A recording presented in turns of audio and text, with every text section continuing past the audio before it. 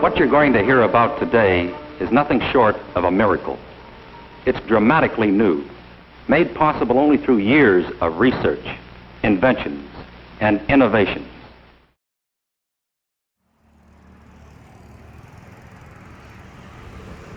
Những người sống ở Sài Gòn thì có thể dễ dàng tìm đĩa than hơn so với những tỉnh thành khác trước đó.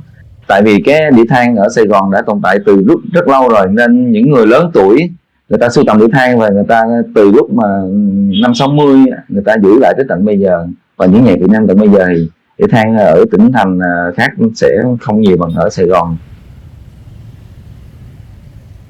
The vinyl scene is still very, very small. We are really happy to see it developing slowly. Ở Việt Nam thật sự cái trào lưu đĩa than nó mới chỉ là ở bề mặt thôi. Tại vì thậm chí quan điểm của anh á, khi mà anh nhìn nhận đó là anh vừa chơi, anh vừa kinh doanh, anh vừa tiếp xúc với các bạn rất là nhiều, mà hầu như các bạn trẻ chỉ mới biết là đĩa than nó là như vậy thôi, chứ còn người ta không biết được là người ta vẫn chưa quan tâm đến cái chuyện là chất lượng của cái đĩa than nó như thế nào. Records are kind of fetishized anyway, right? People go, oh yes, it sounds better on vinyl and all this, and like, you know, cool, like if people want to do it then and they're having fun with it, then I think it's a cool thing. Everyone speaks about the sound. The sound is special. You have this harmonic distortion. It's adding the same notes in higher octaves to the original material. So it just gets saturated, the sound. So it's more warm and round. Vinyl is a limited format in a lot of ways. A lot of the mastering work is about taming it so that it works on vinyl, because people make these gigantic digital mixes that don't translate. You have to make it translate to the format. But when you do translate to the format well, the richness of it really comes out and it stands alone. It's organic, it's warm, it's beautiful. There's something about that crackle of a needle onto the record. It's the way you take care of a record, the way you handle it, the artwork, the way you have to sit down and really listen to music. Each vinyl media has its own story. Maybe you've picked it up from somewhere that you'll remember from wherever you've been in little parts of your life. To me, it's kind of magical to see sound coming out of a very simple technology.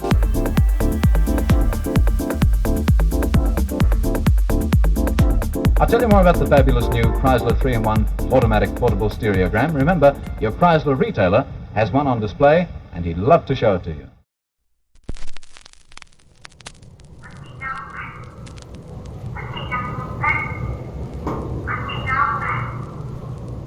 Đa số những đĩa than ở Sài Gòn là mọi người mua từ một vài cửa hàng đĩa than có sẵn ở Sài Gòn. Có những cửa hàng lâu đời, là có những cửa hàng mới ra, nhưng mà bây giờ có rất là nhiều cửa hàng bán đĩa than ở Sài Gòn.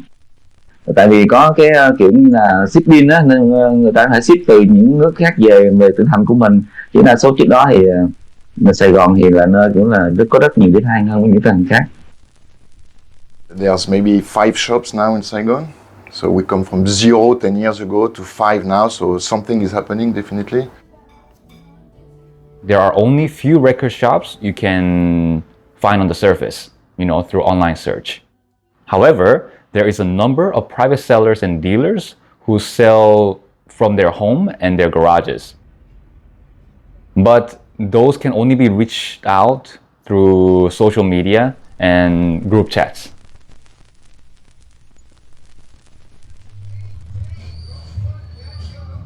Like got popular everywhere, right? I mean, over the past 10 years or so, it's just been like crazy. More people seem interested than I've ever known, at least. And, people are getting curious about it and they're taking more of an active interest. I think we'll see more shops. I hope so. I'd love to see more places to go, if only for myself.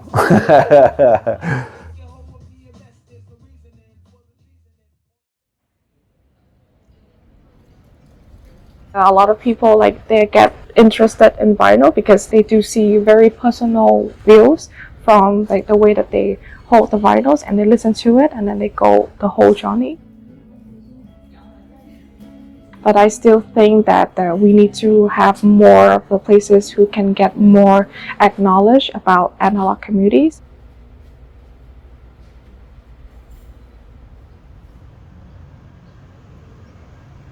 Bởi vì thực ra khách tới sẽ cho mình những cái trải nghiệm rất thú vị, họ có thể sharing cho mình. Có những khách tới store nghe nhạc và họ share những dòng nhạc khác, và mình nhận ra là có rất nhiều dòng nhạc rất hay.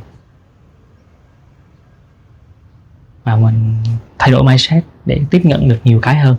Tại vì âm nhạc nó có quá nhiều màu sắc và nhiều cái thể loại khác nhau mà nó ảnh hưởng, và có thể nó làm mọi người sẽ tốt hơn rất là nhiều. Đó là một cách.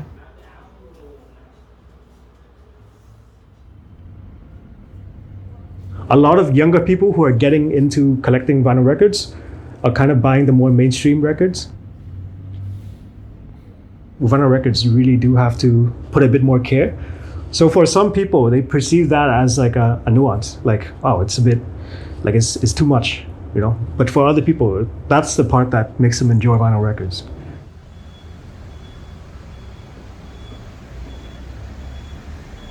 Đĩa vinyl tình hình ở Việt Nam cho tới bây giờ luôn thì nó gặp rất là nhiều cái vấn đề. Nguồn gốc của đĩa, chất lượng của đĩa, có nghĩa là người ta sợ mua đĩa cũ là đĩa không chất lượng và đĩa nó bị trầy xước. Thực ra những cái đĩa cũ là những cái đĩa rất là có chất lượng, nhưng phải biết cách để mà lựa nó, tuyển nó.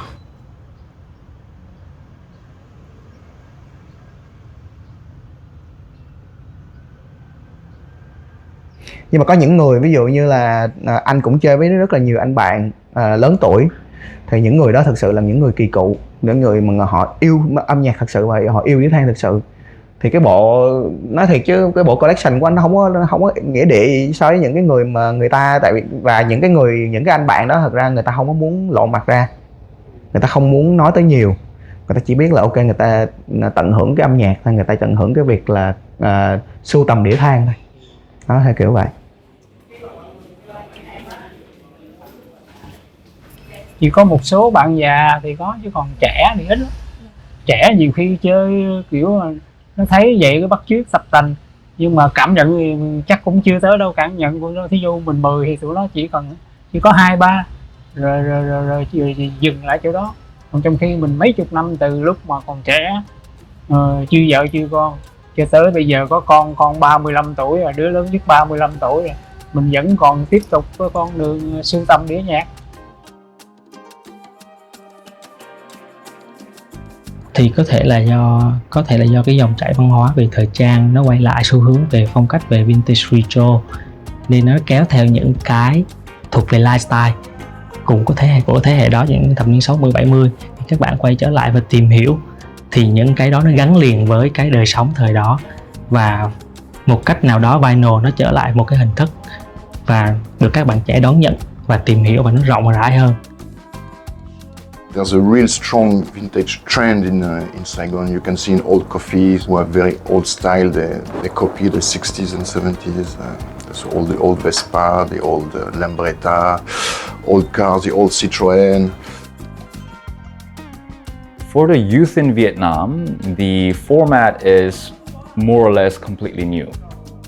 Unlike other countries where they produce and distributed vinyls until 90s and 2000s, the vinyl format was absent from the Vietnamese culture between the 1980s to 2000s. Yeah, seeing a record spinning on a deck and they're interested in how's that work, what's that about, you know? So it's new to that younger generation, so they're showing a great interest in it. Tức là mọi người đang tò mò về nó, tại vì cái trend thế giới tất cả mọi người đều nói về nó. Thì các bạn trẻ của Việt Nam mình, cái việc đầu tiên là họ sẽ cần là họ tò mò thôi, họ sẽ muốn tới, họ muốn nhìn nó, họ muốn chụp ảnh với nó. Thì anh nghĩ là cũng phải mất vài năm nữa. The phenomena that young people start buying vinyl is relatively new. Our guess it has to do with mainly two factors. First one is there's a middle class. People have the money to do that, which they might not have before, or just a very small group of people. Because vinyl is not cheap in Vietnam. It's even more expensive than in Europe. The second is that I think that it is a worldwide trend with the digitalization of the societies. In the last decades, we have been inundated with intangible media, instant media. So people who grew up more in the digital age, they've realized that there's something special and something important about tactile formats. Vinyl or real tape or whatever, for me, it's a logical process to get more attention again and balance the digital side out. What they see on the internet is the surface, right? And it does look cool. It brings the nostalgic elements to their modern life. So it's a nice touch, which I appreciate. Why? Because people have to start somewhere, right? So that's a good start for them to come into this culture or not, right? But there should be something for them to start. And I like that a lot.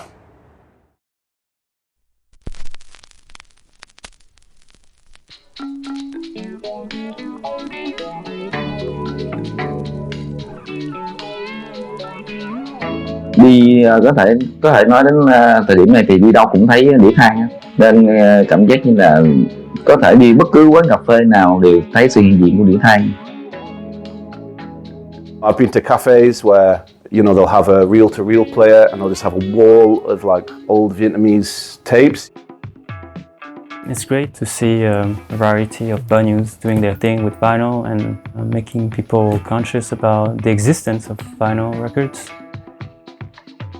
Cái việc mà những cái quán cà phê và bar nó sử dụng đĩa vinyl nó hay theo hai nghĩa khác nhau. Thứ nhất là nó là nghĩa show, có nghĩa là display, trưng cho mọi người thấy và làm cho mọi người tò mò, làm cho mọi người muốn tìm hiểu, làm cho mọi người muốn cầm cái đĩa thả lên và chơi thử. Đó là một cái điểm rất là đã vì nó truyền cảm hứng rất là nhiều.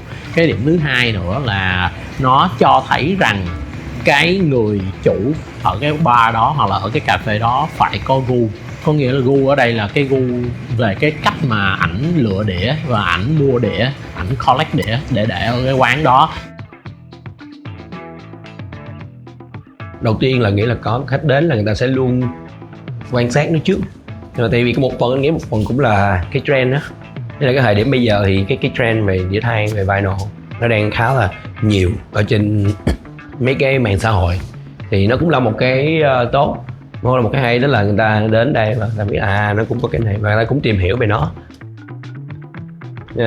Cái scene đây nó cũng nhỏ, cái subculture, mấy cái subculture này nó nhỏ lắm. Thật ra mình chỉ cần dành thời gian một chút xíu là mình có thể tìm hiểu được chút xíu, connect thêm được nhiều người hơn chút là ok. People come here to listen to jazz and I tend to keep the records kind of a surprise for them.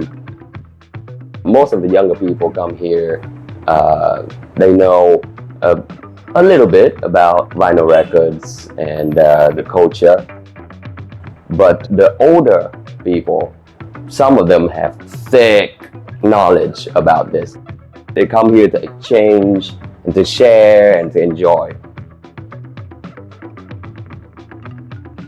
There weren't a lot of vinyl bars around, and the only one or two that I know, when I did come to see what's going on with them, there weren't a lot of customers anyway. But when I did talk to a lot of the customers that come here, I was a bit surprised that a lot of them somewhat have an understanding of what the vinyl is, or like a vinyl bar is. Tất cả những khách hàng đầu tiên của Cypher hầu như là hip hop hoặc là những anh em b-boy ở Sài Gòn tới để gặp mặt hay để uống cà phê hay là giao lưu. Nghĩa là năm 2013, 14 đĩa than nó nổi lên thì người ta sử dụng hình ảnh đó để mà làm marketing để mà cho business của mình thôi. Thì nhưng mà cũng có vài nơi thì thật sự người ta yêu đĩa than, người ta sưu tầm đĩa than và người ta mở đĩa than nhiều. Có một vài nơi thì người ta chỉ sử dụng đĩa than là để mang hình ảnh về đĩa than thôi, chứ người ta chưa có thực sự sâu sắc về yêu đĩa than. At the same time, there's a hindrance to the true culture, you know, what's deep down. There's this place that charges $60K to listen to one side of a record, which to me, it's absolutely ridiculous. And it kills the interest, for sure. Chứ không phải là mở vinyl bar ra xong rồi treo mấy cái đĩa xong rồi vô uống cocktail rồi gọi là vinyl bar. Nó không có xây dựng một cái cộng đồng thực sự, nó chỉ là một cái hình thức để câu khách thôi chứ chưa thực sự gọi là vinyl bar.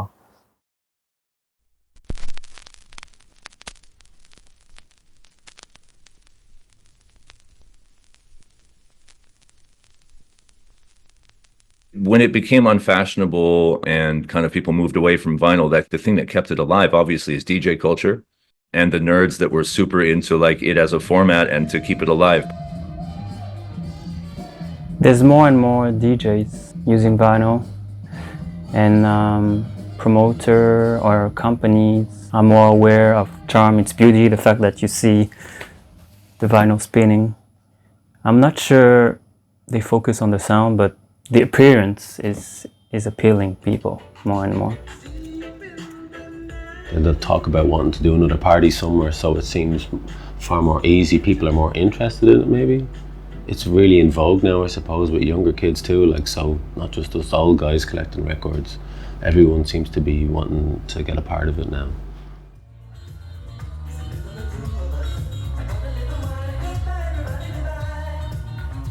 It was always possible at Observatory from the first day.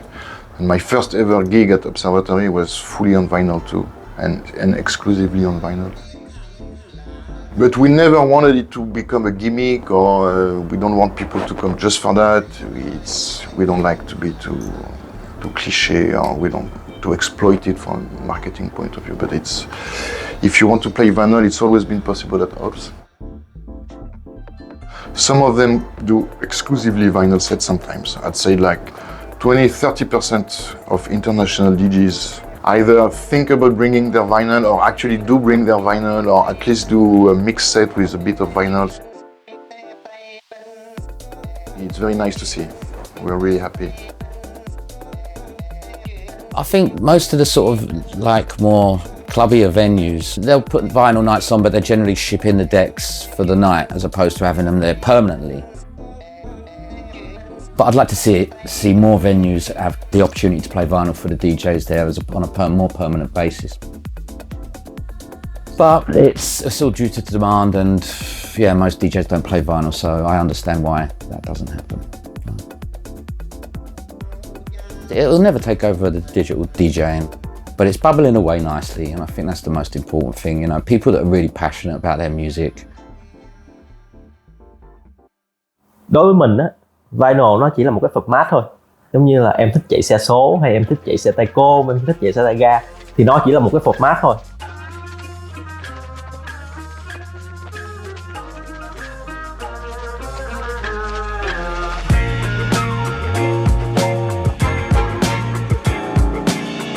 Về hip hop ở Sài Gòn thì mình thấy nó rất là rộng lớn, nó bao gồm về nhạc và về nhảy, rất là rộng lớn luôn. Và xung quanh mình cảm giác như là đi đâu mình cũng thấy ai hip hop, everybody hip hop. Về những người mà để mà giống như là những người mà nghe đĩa than hip hop thì mình giới trẻ thì mình thấy cũng bây giờ cũng rất là nhiều người nghe nhạc đĩa than hip hop. Và những người nhạc sĩ ở Việt Nam ra nhạc hip hop cũng có vài người ra nhạc trên nền tảng đĩa than hip hop. Hip hop started with records, right? It started with getting two of the same copy, and you produce records with them, you scratch with them, you DJ with them. I've met really cool people, like loads of like the breakdance community. You know, they've always been really cool. A thriving turntablist scene. Well, at least it's on the up and coming. There's a lot of people practicing hard, and Saigon, it's just a matter of time before people start like smashing it, you know. Thực sự những dancer, những người ta không phải gọi là về chuyên, người ta không có đam mê về DJ đi, người ta chỉ tới một cái giải đấu hay một cái sự kiện, một cái party thì anh không biết được là người ta có thực sự là quan tâm hay là care, hay là người này chơi đĩa than, người kia chơi, người ta không, anh không nghĩ là người ta biết được sự khác biệt nó như thế nào. It's really appreciated. Sometimes I think it's overrated because good music could be in any format, either vinyl or digital. I don't feel vinyl is something that I should promote. I should promote music or reggae or, you know, different types of feelings.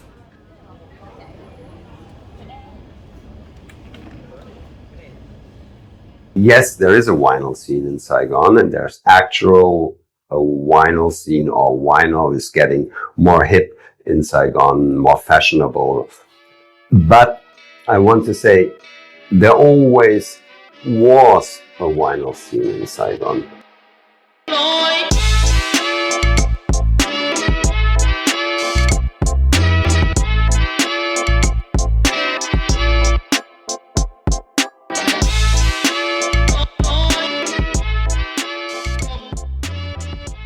I guess the scene was unbelievably thriving pre-1975. Đĩa than đã có ở Việt Nam mình những năm 50 và 80. Nó kéo dài một khoảng thời gian khá là dài.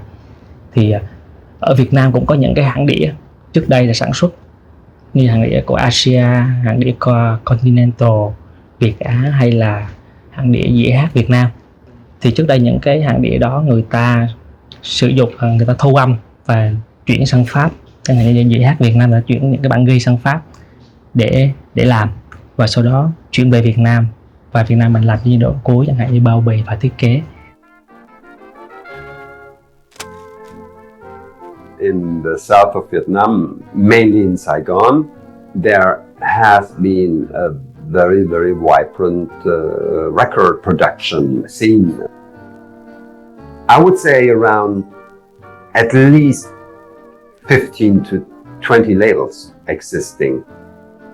On top, pure Kai Lung labels that do theater music. But some of the labels, they just did 5-6 releases. Và trước đây thì những dĩa hát ở Việt Nam á, thì mạnh về cải lương, những cái vinyl đĩa 78 vòng thì cải lương thì nó xuất phát từ cái hãng đĩa của dĩa hát Việt Nam, dòng Lê Tấn Tài thôi.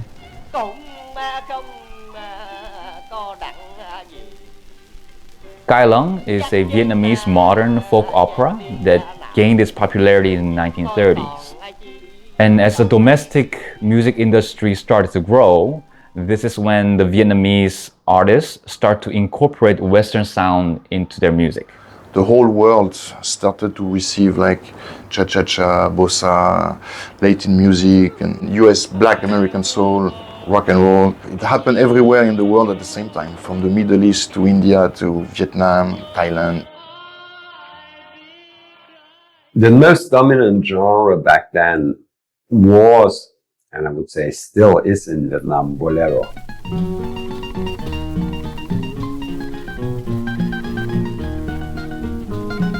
But you shouldn't compare the bolero they play here to the bolero from South America. Second, after bolero, I think maybe the tango. The tango you still see today, like when you go on Yin Hei on a Saturday, there are always people dancing tangos. In the 1950s, rise the music style called Nhạc Vàng, in translation, golden music.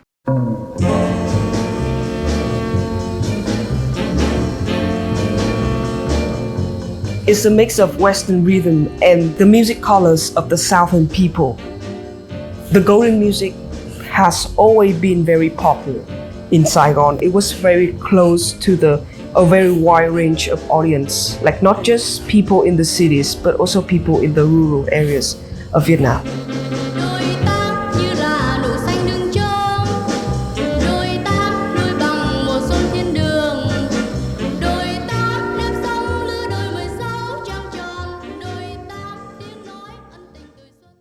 The Vietnamese vinyls, the 45, Chị hát Việt Nam Con I the one 100 em ơi chiều nay 100% something like that.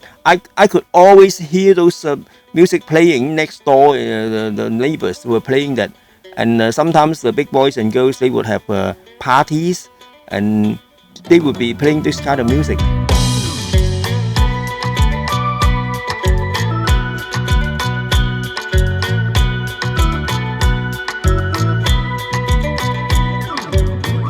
A lot of the records back then were following this traditional-ish music, but there's like this crazy 30% of just straight psychedelic or like funk or just rare groove or all of these crazy elements. Almost nobody knows in Vietnam. Like a lot of the Vietnamese people don't know. You know, it's so obscure. That's when it becomes interesting, really interesting for us, because we love the fusion, we love the mix of Vietnamese local traditions mixed with more global sound. Trong vòng 10 năm thì khoảng bao nhiêu đó bài, vài trăm bài rồi giải phóng bằng tiền.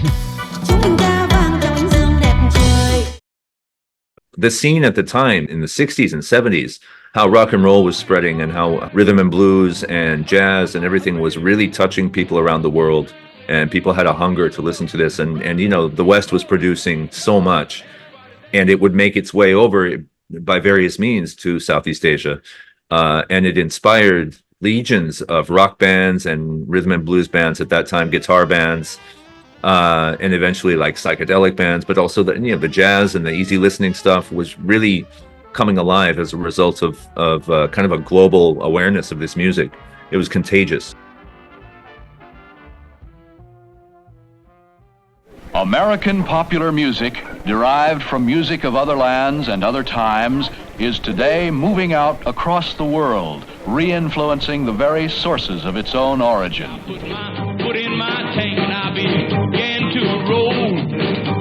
Nhưng mà rồi ví dụ tổ chức mấy cái đại nhạc hội trẻ đó, thì chủ yếu nó lại lấy mấy cái bài nhạc nước ngoài soạn lời Việt, chứ còn cái sáng tác của mình thì lúc đó nhạc trẻ thì cũng có nhưng mà rất là ít.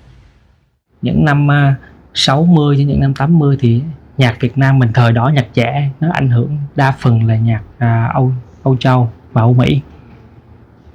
Thì nó lý do là thì sao như vậy? Tại vì có một hoặc là những người trẻ và con của những thương gia hoặc là những trưởng giả, người ta học ở trường Tây và ảnh hưởng âm nhạc từ nước ngoài về, và có những cái ban nhạc được thành lập thời đó nữa. Từ 60-70 có thân nhạc của thời của Elvis Phương, nhưng mà Phượng Hoàng chẳng hạn, Nguyễn Nhật Trung Cang kiểu như vậy. Thì cái giai đoạn là giai đoạn mà phong trào về nhạc nước ngoài nó rất mạnh ở Việt Nam, và nó hình thành một thời gian khá là dài.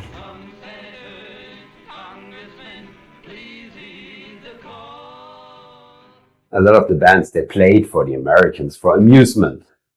But the Americans, they didn't want to hear bolero. So they started to play Jimi Hendrix songs, whatever, to make money and play for American soldiers. But this way, they picked up on rock and roll or whatever. And then at a certain point, they started to translate lyrics into Vietnamese. So they're playing American songs, but they did new lyrics. Yeah, eventually they started also to experiment a little bit more and write their own songs. And that's how more rock, funk, soul influenced music came here. Xếp xong tờ giấy phép lấy sau cuộc hành quân. There were a couple of famous composers like Ivan and Pham Yui, right, who wrote a lot of these songs, these kind of like Western influenced songs. A composer would create a song and distribute it to various local artists, who then interpreted and recorded it according to their own individual style, resulting in various versions of the same composition. One singer actually told us that she would go the whole afternoon in American military bases, and they would set up small studios, small recording studios.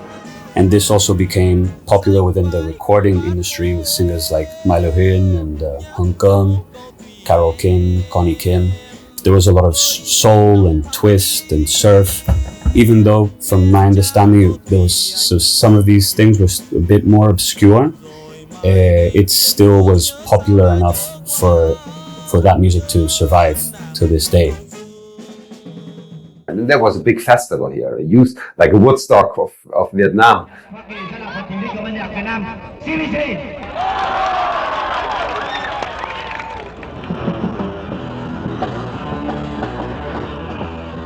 I can still remember in 1974, the spring, there was a spring concert in the Saigon Zoo, and me and my brothers and our friends, we went to that concert.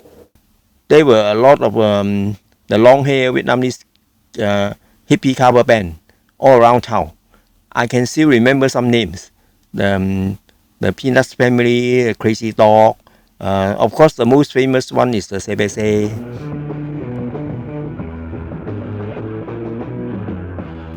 They were covering songs from Grand Funk Railroad, the Doobie Brothers, Paul McCartney and the Wings. At that time, those music were the latest.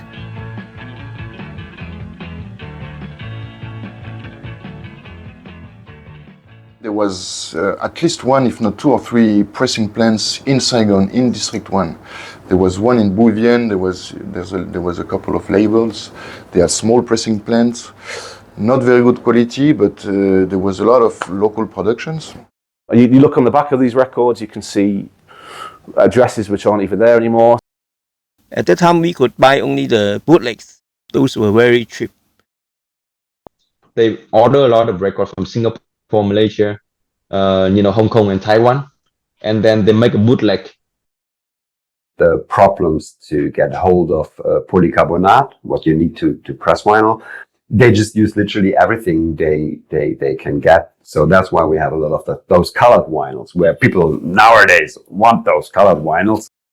Back then, that was because they just used what they could get to press vinyls.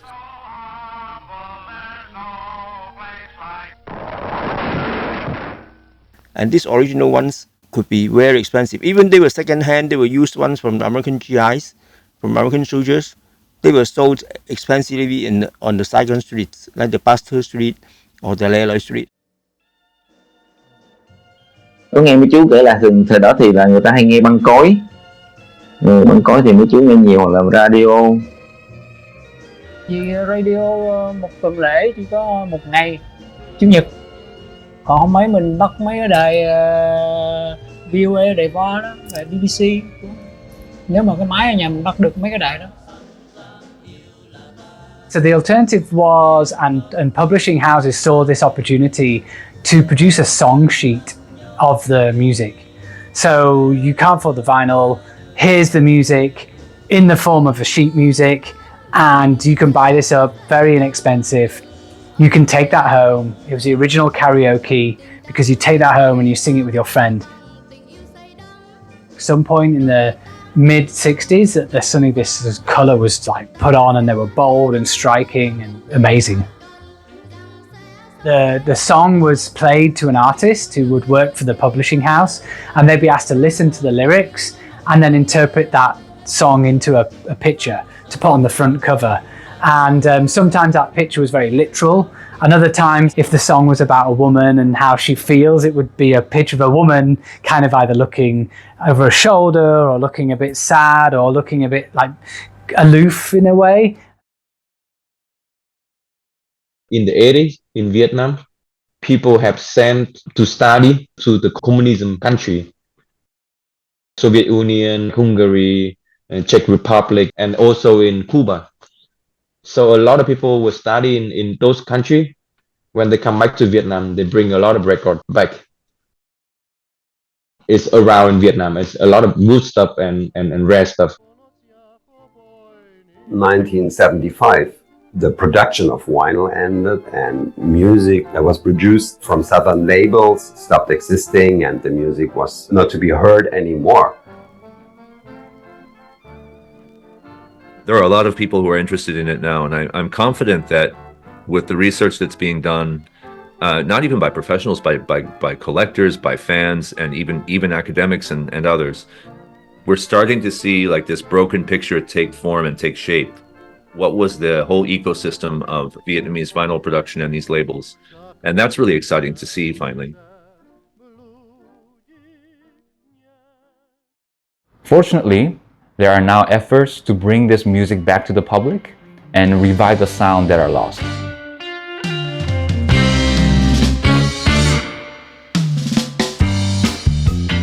So Saigon Rock and Soul is a collection of that incredible rock and soul and electric ballads recorded in South Vietnam during the 60s and 70s, which I compiled based on the music I was able to get a hold of, at the time. Vietnamese, living both in Vietnam and in the diaspora, saying that the album was kind of a catalyst toward rediscovering or rekindling their interest in their own musical and cultural histories. Saigon Supersound was born 2012. Antoine, who is now a close friend of mine, I was listening to his 4 or 5 singles of Mai Le Him mainly and Hung Kung tunes. Some people, after they listened to Saigon Supersound, I was like blown away and was like, no, what's that? Never heard about that, never, didn't know it existed. Shit.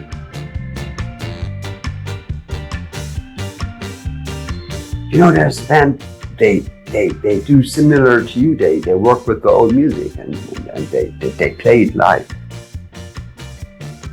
I got to know them, and then I wanted to do a release party for the Saigon Supersound Volume 1, and then I said, okay, wait, that's the idea.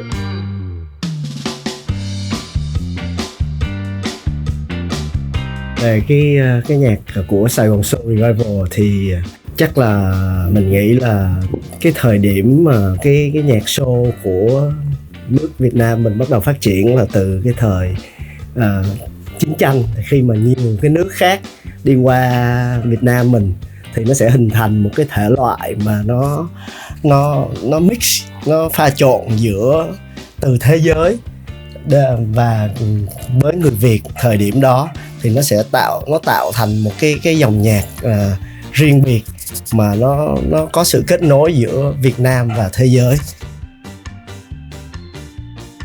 We're still trying to keep it as a sort of a continuation of what was done back in the past, and sort of imagine what it would have been like if the music never stopped, and continued to this day.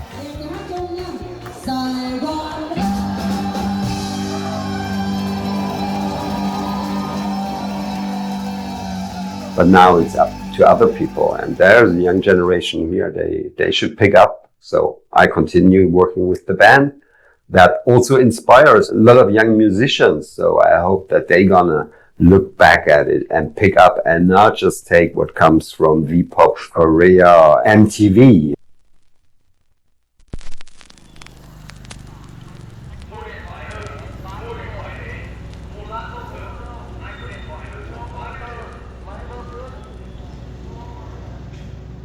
Mình nghĩ là một trong những cái khó khăn của thị trường đĩa than ở Việt Nam là thứ nhất là nguồn đĩa, có nghĩa là những cái nội dung chương trình nhạc của Việt Nam mình không nhiều quá. Nhìn qua nhìn lại thì Việt Nam mình có ai đâu, có hãng đĩa Thời Đại thì làm nhạc thì nhưng mà cái đầu đĩa của họ cũng không quá nhiều và chỉ giới hạn ở một số những nghệ sĩ nhất định mà thôi.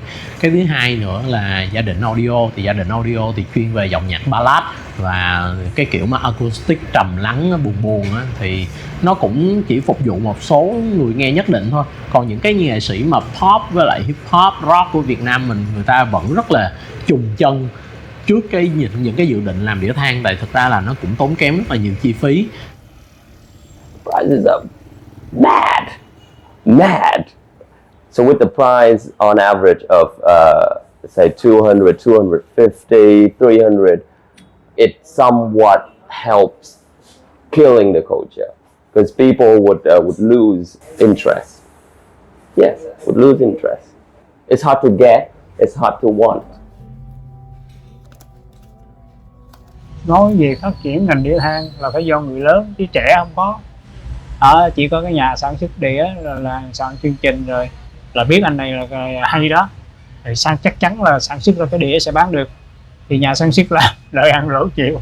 Chứ anh đó riêng cái bản thân ca sĩ thì không thể nào mà dám mà đầu tư để làm, chứ làm nhiều khi bán không được anh ta lỗ, còn mọi các cái ấy nhà sản xuất làm thì nhà sản xuất ôm hết, lợi ăn lỗ chịu, bán được thì nhà sản xuất lấy. Vinyl events, they promote the vinyl, but they don't take care of the sound, and it's a shame. It's a real shame. Sometimes it's beyond their control. Sometimes they don't know. Sometimes they don't care. Well, having a good sound system, having turntables and mixers that work, people that understand what's going on, not young people shouting requests for music that we don't have. They have to understand that this is what we have. So when they ask for Cardi B and we don't have it, they should just chill out and listen to some different music and maybe experience something different. Overall, in Vietnam, we lack the education in music, in schools, in universities. How can someone who doesn't know about music, listen to music, understand music? Mình làm ra cái sự kiện thợ than này, mình muốn thứ nhất là tiếp cận cái thú chơi này tới nhiều bạn trẻ hơn, để hiểu được cái văn hóa chơi nó vẫn tồn tại ở trên thế giới. Mà một phần nữa là mình muốn tạo ra một cộng đồng những người thích nhạc, thích yêu âm nhạc và thích đĩa than. Đây cũng là một cộng đồng có thể support được cho những người artist. Our mission, our path is to provide a bit more knowledge and be there when people have questions to answer them and hopefully guide them on a more quality focused hobby of vinyl. Vinyl is a very special and unique thing that you can do to expand and also make analog community more closer. Tại vì thời điểm 2010, 2023, 2014 là thời điểm mà rất là nhiều người kiểu muốn sưu tầm đĩa than, và đương nhiên cái lượng người sẽ đến rất nhiều và cũng sẽ nhanh đi, tại vì người ta sẽ nhanh bị gọi là không còn đam mê nữa, nhưng mà sẽ lưu lại được vài người thật sự đam mê và người ta sẽ tiếp tục cái việc là sưu tầm đĩa than để mà nghe. It's diluted. You gotta, distill the goodness out of this huge bubble of unknown elements, unknown music, unknown everything. So it takes a person a great deal of knowledge and passion to then extract that little goodness, in the void. Anh là một người chơi thì anh nghĩ là anh hy vọng là sau này á, đĩa nó về nhất là về nội dung của những cái đĩa nó sẽ phong phú hơn. Anh hy vọng là anh có được nhiều cái sự lựa chọn hơn về nội dung.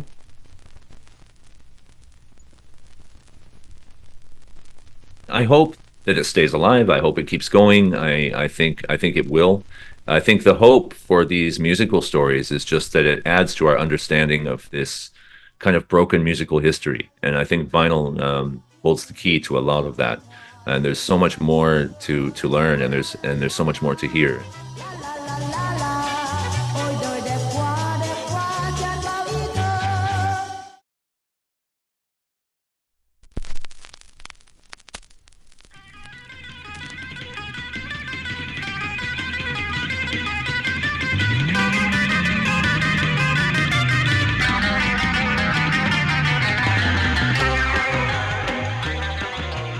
Yeah, if you've got a passion, just keep at it, and practice.